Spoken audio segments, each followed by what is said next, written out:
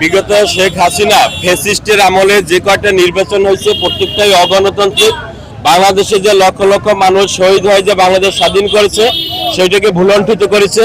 এবং আমরা এই 17 বছরের আন্দোলন সংগ্রামের মাধ্যমে এই ফ্যাসিস্ট শেখ হাসিনাকে আমরা হটিয়ে তাকে দেশান্তর করেছি এবং আমরা এবারের নির্বাচনে আমরা আশা করি পূর্ণ গণতন্ত্র থেকে আমরা ঐক্যবদ্ধভাবে আমরা এগিয়ে যাব এবং আমাদের দলের ভিতরে সমস্ত ভেদাভেদ বলে আপনারা সবাই ধানের শীষকে লক্ষ্যমাত্রা রেখে ঐক্যবদ্ধভাবে আপনারা ধানের শীষকে বিজয় করবেন এবং দেশে একটা পূর্ণ গণতন্ত্র নিয়ে আসার জন্য আপনারা সবাই কাঁধে কাঁধ মিলিয়ে কাজ করবেন। বিএনপিকে ধন্যবাদ জানাই যে আমরা বিএনপির কেন্দ্রীয় নেতৃবৃন্দ আমাদের বরিশালের সরোয়ার ভাইকে মনোনয়ন দিয়েছে এবং দেশবাসীর বিএনপির পক্ষ থেকে দেশবাসী সবাইকে আমি আন্তরিক ধন্যবাদ জানাই। একটাই বলবো যে আমাদের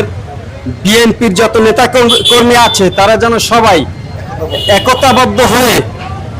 সরোয়ার ভাইয়ের হাতকে শক্তিশালী করে এবং প্রতিহিংসা ভুলে ধানের শীষে ভোট দেওয়ার জন্য এগিয়ে আসি এবং আমরা ধানের শীষকে বিজয় করার লক্ষ্যে আমরা সকল জনগণের ভিতরে যেভাবে যেতে পারি এবং আমরা সমস্ত নেতাকর্মী যেন নির্বিঘ্নে সমস্ত জায়গায় মানুষের মন জয় করে